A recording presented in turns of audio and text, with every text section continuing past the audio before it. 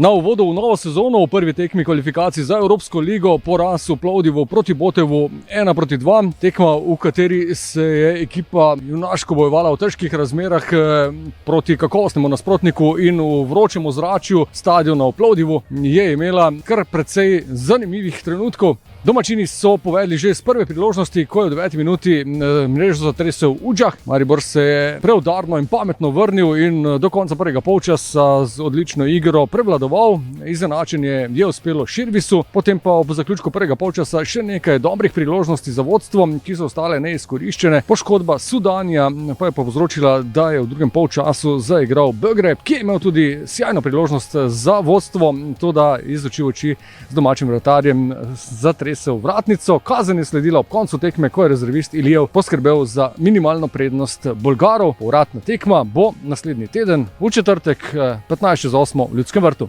Vsekako nismo zadovoljni z rezultatom, da je nasprotnik zahteven, smo vedeli že od žreba. Če ni noben vedel, verjel, sem jaz to vedel in tudi smo se tudi tako pripravili in mislim, da smo odgovorili dobro. Dejstvo je, da nasprotnik zdaj dvakrat, mi zadeli enkrat, imeli smo situacijo, ampak enostavno, da bi bili po takšni tekmi zadovoljni, nismo. Zato, ker smo izgubili, ne želimo biti mi samo všečni, ampak želimo biti uspešni in tukaj je zelo pomembno, da to premeljemo v glavi. Ampak pot, v katero smo šli v Evropo, glede na to, da je prva uradna, je v vsakem primeru smer tista ta prava.